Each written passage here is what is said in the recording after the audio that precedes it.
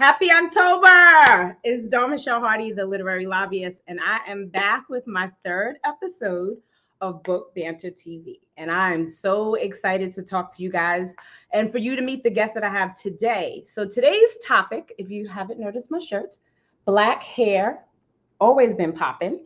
My guest today is St. Clair Detrick-Jules, and she's the author of My Beautiful Hair. For me personally, I have been natural since 1997. So I've had blonde hair, I've had red hair. Look, I had afros. I've had like 1 centimeter of hair on my head, braids, which most of you have seen me from watching this show. I do a lot of braids. There, I had blonde dreads when I was 25. I was a hottie. So I've been natural since 97, but I know a lot of women struggle with whether they can actually feel comfortable and confident in embracing their natural hair. For me, that hasn't been a problem, but author St. Clair Detrick-Jules has created a book, and she interviewed 101 women to talk about their natural hair journey. So I'm going to bring in my guest, St. Clair Detrick-Jules. She is based out of DC. She is an Afro-Caribbean American artist. She's a documentary filmmaker, and her work has been featured in The Washington Post, BuzzFeed News, NPR Radio, recently Birdie and the Christian Guidepost, as well as 2190. She's amazing, and she's also a big sister. Her role as a big sister is actually what inspired her debut book. Let me show it to you guys, which is My Beautiful Black Hair. So I would like to welcome to Book Banter for the first time, St. Clair Detrick-Jules. Hi, Dawn. Thank you so much for having me. You're welcome. Look at us. We have the biggest smiles ever. Like, I like the fact that you smile just as big as me. So, I love this book, and you are already aware that I have been natural since I graduated college in 1997. So your book, My Beautiful Black Hair, 101 Natural Hair Stories from the Sisterhood. So I'm excited to talk to you about this book today. But before we get into the conversation, I love the trailer and the women in it. So I wanted to show your book trailer real quick.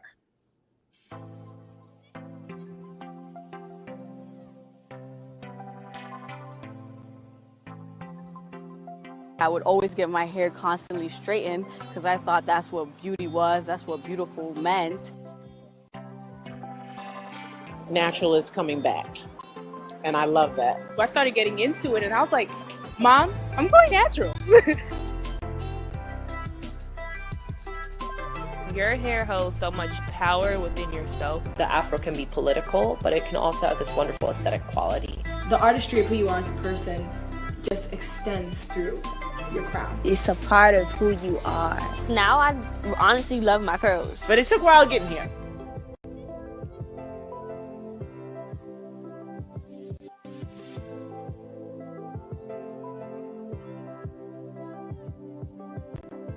The bigger my hair gets, the more beautiful I think it is. It's a symbol to me also of like freedom. It defies gravity. I don't know, it's sort of like a revolutionary thing.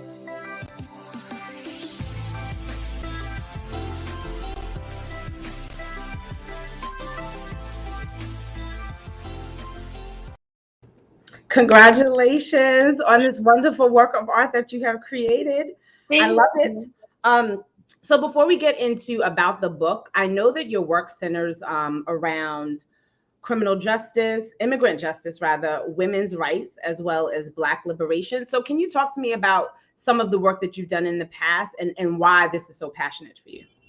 Yeah, so in the past, when I got to college, I really got into social justice. My university had a big sort of activist presence on campus, whether that was fighting for Indigenous people's, rights, or fighting for Black liberation or immigrant rights, all of that. And so I learned a lot through just sort of the activist community at my school, and I got really passionate about it.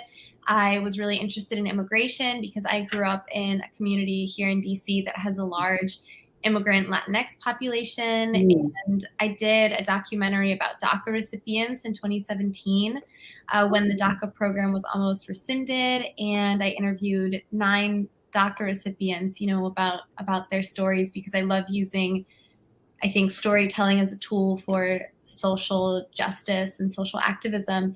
And this project right here, which I also have my book with me, my beautiful book here, Yes.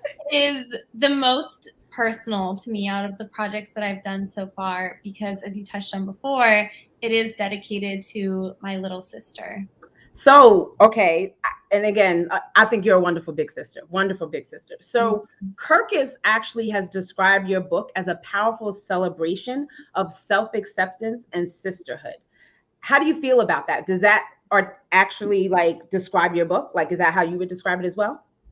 It is. Yeah. It's an honor that comes across, because I definitely felt the sisterhood when I was creating this book. You know, I reached out to so many women, and really none of them had met my little sister, yet they were all willing to come together to be a part of this project and help my little sister love her own natural hair. And so that, I think, is very telling of the strength of Black sisterhood, I think. Yes. You and I have talked about this before, like when it comes to Black women and sisterhood and hair. And I've shared with you that, you know, I could see a woman across the parking lot coming out of the supermarket. And if I like her hair, I'll be like, excuse me. Hey, sis, I love your hair. And then we wound up spending like a good 3 to 5 minutes talking, complete strangers, about where did you get your hair braided? How long did it take? Oh, girl, this is the good hair to use.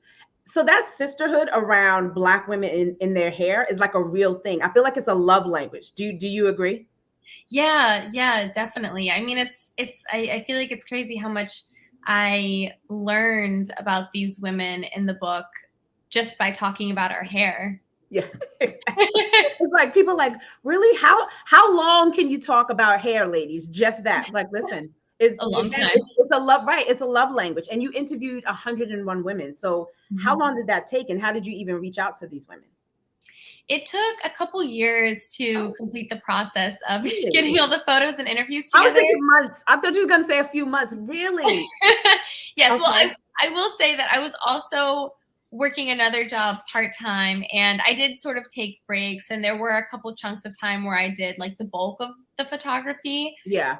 But transcribing all of the interviews and sort of organizing it and editing it took a while. But I started by just reaching out to my friends and former classmates from high school and college.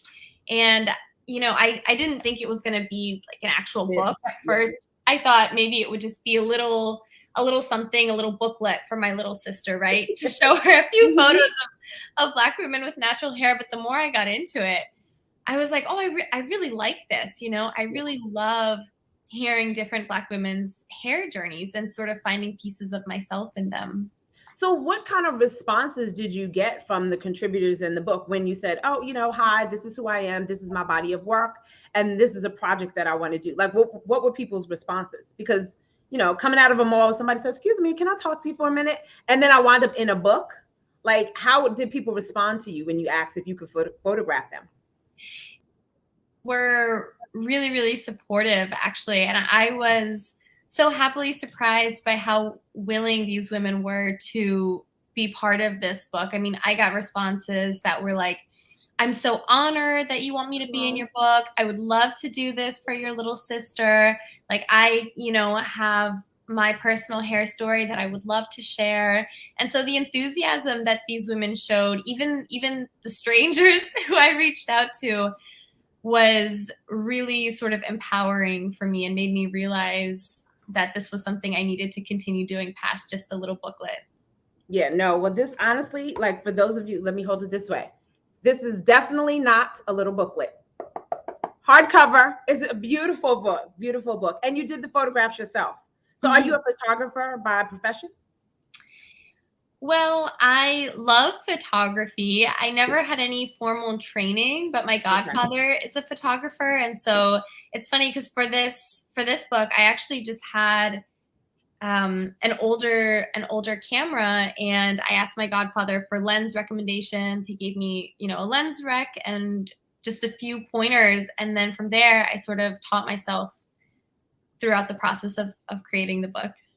Well, I love the photographs. Thank you. You know, those of you guys who, you have to get the book. There's so many different pictures in here, so many different hairstyles. I was actually going to go through and say, I wonder how many different hairstyles are in here. But this right here, beautiful. And what I like is that they all have everyday looks. So no one is like coming to the set looking like Naomi Campbell, where it's like, oh, okay, like she had a glam squad.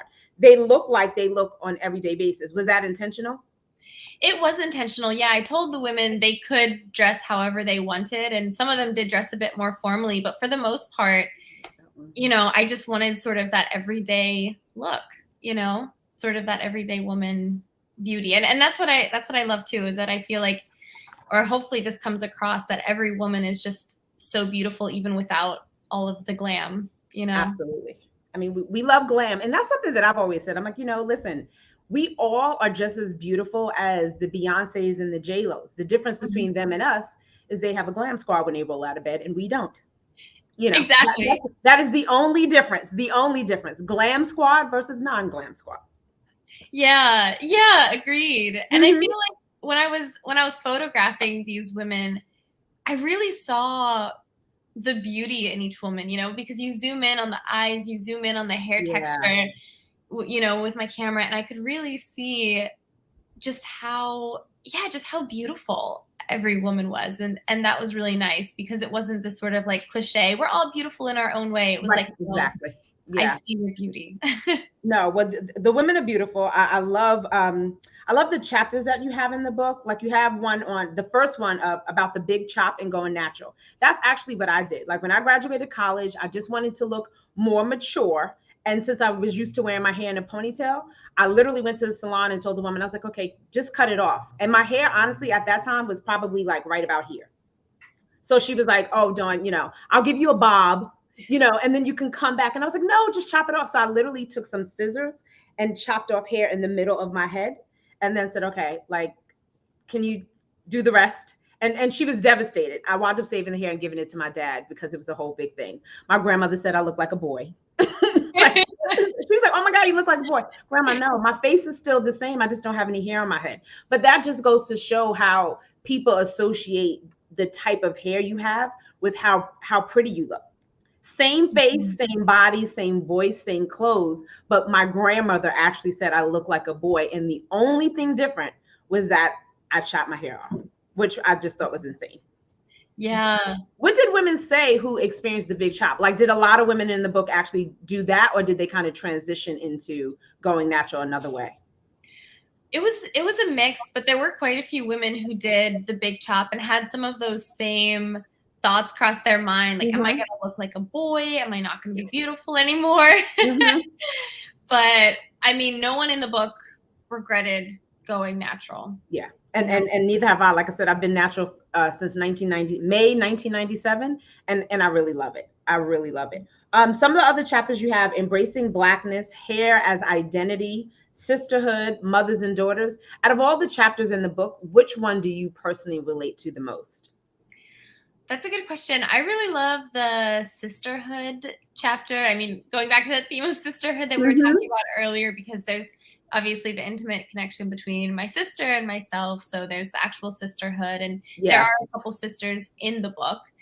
And then there's also this profound sense of love and community among all of the Black women in the book, even who aren't related. And there are these two women, and I want to find them if they're just right. Absolutely. Like these two women had actually just met, because my timing was a little bit off that day, and so they were booked at the same time, and they had just met, and already they what page is that? It's page 169. Okay, I definitely thought that they were like BFFs. Yeah, exactly. Oh my goodness! So they didn't know each other before that shoot. No. They really look like they're friends, and they came together. Wow. See, well, again, you hit it right on the nose. The sisterhood of it all. And did they share their hair journey with one another?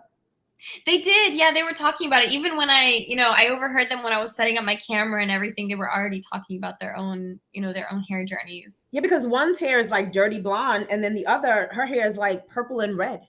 Which is that's really dope. Oh my gosh. Yeah, Sinclair, this book is really great. I don't know if you're aware of this, but October is National Book Month. And I know that prior to you getting this deal with Chronicle Books, that you were going to put this out independently. So can you talk about the journey of considering going self-published and then how you got a book deal?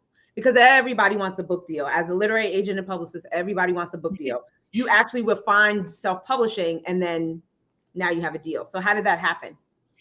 Yeah, so it feels like a long journey. I initially wanted a book deal and I reached out to agents, but it was constant rejection for months. And after so much rejection, I decided, okay, I want this book to be out in the world, so I'm just going to do it myself. So I, got, Adobe InDesign. I designed the whole book.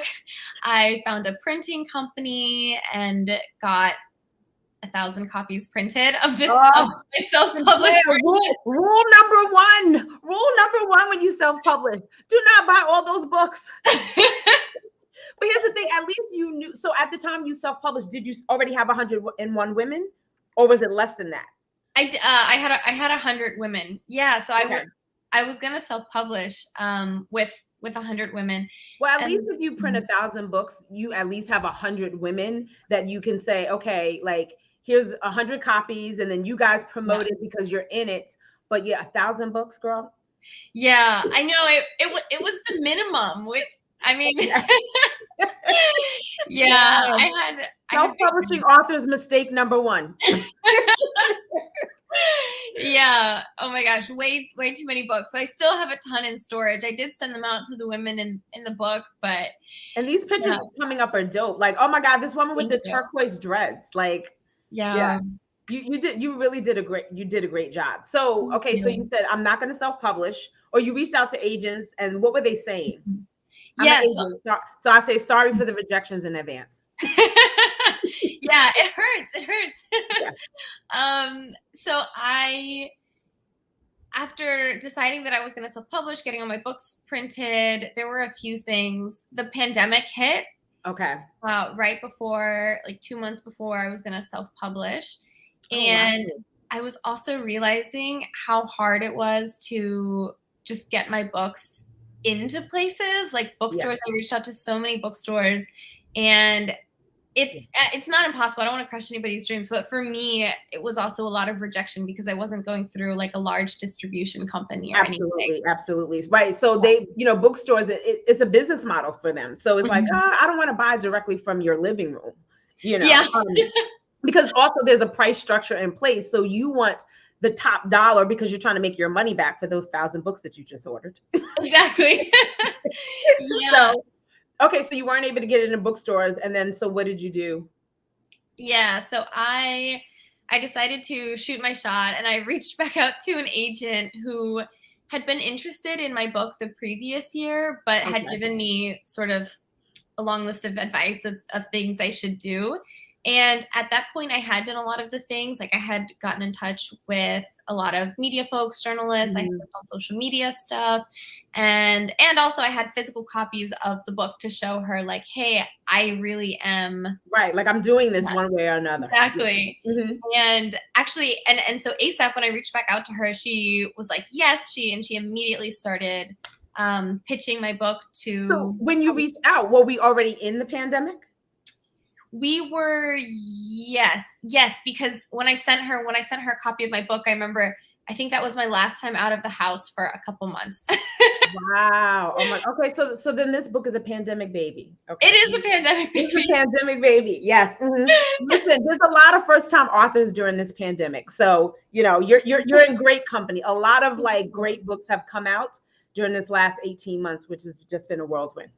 Yeah, it really has been. So how do you feel about the whole process? Like when you look at the book, a lot of authors do their unboxing. I don't know. Did you do an unboxing on Instagram where you open and see the book for the first time? Yeah, I did.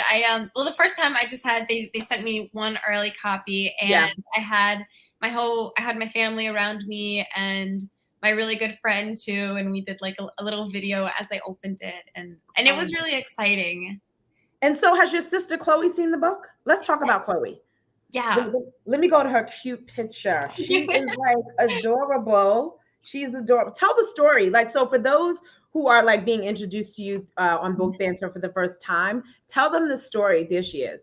Tell them the story about Miss Chloe. So when Chloe, my little sister, was just 4 years old, I was finishing up my last year of college, my last semester, and my dad called me from France because they live in France. And my dad told me that Chloe was crying and that she was having issues at school with her hair because her majority white classmates were bullying her into hating her afro, and they were calling her hair names. And that was really heartbreaking for me. I immediately thought about how her favorite movie is Frozen, and obviously there's no black hair in that movie or in many Disney movies at all. And so I was really upset for a while, you know, that my little sister from such a young age, from 4 years old, would already... No, 4. Yeah. That's young. It is really young, and it's crazy because it starts so early, even before we can verbalize what we're feeling. You know, we're already seeing these Eurocentric beauty standards plastered around us.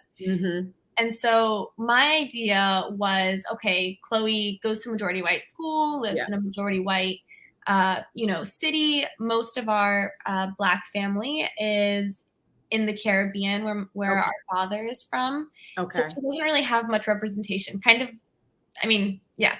And so I decided that I was going to take matters into my own hands, and I thought maybe I can give her that representation through this visual project and show her that there are so many Black women who look just like her and are equally beautiful. Well, listen, and here, like one of the opening pages is this cute picture, adorable picture of her. But then you also, that's wonderful. And then, but you also have a letter here. And I noticed that there's a lot of letters throughout the book where people are actually, dear Chloe. So did these women meet Chloe? Like, why are there like these love letters in the book to her? Yeah. So none of the women in the book, I believe, have met Chloe because she lives in France. Right. But she needs to have her own Zoom party. She needs to have her own Zoom. Yeah. I'm sure she would love that. Yeah. But I had pictures of her, and so I showed all of the women the pictures and of my sister and asked them to give her advice, sort of affirmations, and they just really took off with it. And I just think it's amazing how much love Black women hold in our hearts for younger Black girls. So one of the things for me about this book, that why I really like it, is because I also know I don't work in corporate America, but I know so many Black women that do work in corporate America. And, you know, I have friends who they're natural, but they still continue to straighten their hair, just like with the flat iron. So when they show up at work, it does look like they have permed hair. And I'm like, girl, well, why don't you just, you know, wear it in an afro, or like wear a twist out? And she was like, oh no, I can never wear, you know, wearing my hair out, it always brings attention. I have a friend that worked at JP Morgan, and she said before that she tries not to change her hairstyle only but once a month, because she doesn't want to attract attention, because that becomes a thing of, oh, so what did you do to your hair today? And it's like, I don't want to talk for 20 minutes at the water cooler about my hairstyle, because to me, it's the same as changing your shirt. It's not a big deal. It's the same as changing your earrings. It's not a big deal when you're natural. But she says she doesn't change it based on the job that she has, because she doesn't want to draw attention to herself. So let's talk about hair as identity. Like, what were women in the book saying, if any of those that work in corporate America, like their struggles with it? Yeah, and well, in terms of hair as identity, or the corporate America? But just hair as identity in general, but then also like how people see them when they show up to work. Yeah, so in terms of hair as identity, several of the women touched on seeing their hair as an essential part of their identity and an essential part of their Blackness. You know, one of the women says, when I wear my afro, I don't really have to say much else about myself, because you know that I'm proud, you know that I'm confident in myself. I read that. I read that. I was like, yes, sister. Right on. Yeah, and I love that. And yeah, there's another woman who is Afro-Dominican, and she said, she's actually the woman on the cover. Oh, okay. Yeah. And I love her hair. Yeah. Yeah. It's big. Beautiful. Somebody in the video said it. Like, you know, I love the bigger my hair gets, the more I love it. That's how I feel. On a humid day, if my afro, that's the best days to wear afro. I love the bigness of it all. Yeah, me too. It's so beautiful. And she was saying that when she went natural, when she started wearing her natural hair and you know, got rid of her perm, she sort of came to terms with her blackness more and started embracing her Black identity. Oh wow. It's interesting. I thought how her hair sort of signified, you know, Blackness for her. Here's the thing, like, you know, you think about people who either have alopecia or like are going through chemo for something and lose their hair, and to know that like we have a full head of hair and we choose to manipulate it because we don't think that it looks beautiful. And it's like, okay, there are people who don't have any, or for whatever reason can't grow any. And when you have it, you should be as proud as you possibly can. Like, you know, I've always loved my hair and have been grateful that I've never been in a place where I was identified by my hair. It was just more a part of my style versus, oh, she's super Black or she's an activist. Because I think I read in one of the books that a woman was saying that sometimes natural hair, people think that you're like this pro-Black activist, like the second coming of Angela Davis. And it's like, no, I just don't want chemicals in my head. Like, exactly. It's not that serious. Like, I just don't want the chemicals. Like, I'm not fighting any wars or anything. So do women say that, as far as like people think that they're like so pro-Black and militant and activists just because they show up with an afro or with natural hair? Yeah. Some of them definitely did talk about, you know, feeling like the attention they received was different when they had an afro versus natural hair. One of the women said when she went natural, when she got an afro, people started calling her Angela Davis. And she said, well, I took it as a compliment because it's Angela Davis. Exactly. But here's the thing. More than likely, they didn't mean it that way. Like they said, oh, you look like Angela Davis. Exactly. Like, oh, thank you. Well, no, it wasn't a compliment. No, it is. It is. Yeah. Because again, someone like Angela Davis shows up and she's always known who she was and she takes up space proudly. So yeah, so thank you. Thank you. Yeah. That is a compliment. So you and I, before we go, you and I went to the Black Hair Experience when I met you for the first time in DC. And we had a wonderful time. Please, yes, my producer, please show that photo of us. I shared with you that growing up, going to the beauty parlor, getting your hair straightened, or if it was Easter or like first day of school, I used to get like Shirley Temple curls. So at the Black Hair Experience, if you guys have not already, it's in Atlanta, DC, and they're opening up in Dallas and New York this fall. But this is a picture of Sinclair and I'm pretending to be my sassy hairstylist who used to pop her gum and gossip and try not to burn my ear. But this was such a great experience. Did you learn anything from going to the Black Hair Experience? Was there anything that you saw? Like, you know, they had the booth with all the hair care products, which I thought was fun. I feel like I gave you like a history of my hair experience. What did you think of that? I loved it. I learned so much. I mean, as I kind of touched on before, like most of my Black family is in the Caribbean. So growing up, the only Black person was in my family here was my dad. And so I really didn't have any of those like not, you know, like hair traditions or hair care products. I was kind of embarrassed when you were talking about all of the products. You're like, there's this and this and this. And I was like, oh, I don't know like any of these. Oh my God. If we would have had a camera there, it'd be like, oh my God, Joanna's giving Sinclair the history of Black hair care products. Because honestly, a lot of that stuff is in my cabinet now, but also a lot of it, I grew up, like my grandmother greased my scalp with Dax. Shout out to the Black girls who know about Dax. Like it was just a thing. It was just a thing. No, but so you learned a lot from the experience and just seeing like what was available and what Black women were using over the years. Because they started to exhibit from the 70s. Yep, they started from the 70s. Mm-hmm. I learned a lot. I mean, I feel like especially because you were there sort of guiding me through the whole exhibit. Yeah, exactly. I could be a tour guide for anybody who's interested. So my guest again is Clair Detrick-Jules. But Sinclair, before you leave, you know, from our conversation about my beautiful Black hair, we have another video that I want to show. But I just want to tell you that It has been a pleasure talking to you. Even a bigger pleasure in working with you. I enjoy working with you. I love this book. I've ordered one for my niece because whenever I go and stay, she constantly follows me in the bathroom and wants to know everything. So what is that you putting on your eyebrows? What is that you putting in your hair? Why are you using a toothbrush? Like, and she's 6 and she's so fascinated. So I said, you know what? She needs a copy of this book so that she can be just like Chloe, go through the book and see all these beautiful Black hairstyles. So please, you guys, if you don't already have a copy, this is a great gift. This is a great gift even for the woman who is on the fence about going natural and she needs some inspiration. The inspiration is here. So Sinclair, thank you so much for being a guest. And we are going to sign out with this amazing video once again from your project. Thanks, Sinclair. Thanks, Dawn. And to Hi, Chloe. Hi, Chloe. To little Miss Chloe. You have amazing hair. It's just so naturally beautiful. Your hair is absolutely gorgeous. You are beautiful. You are seen. I mean, Chloe, I was you once. It was hard to believe myself to be worthy when the people around me, you know, convinced me otherwise. Growing up, I wish I had a sister or somebody who told me that I'm beautiful the way that I am. You know what else I would say? Something else I would say is that we're all different and that's okay. Don't be afraid to be you.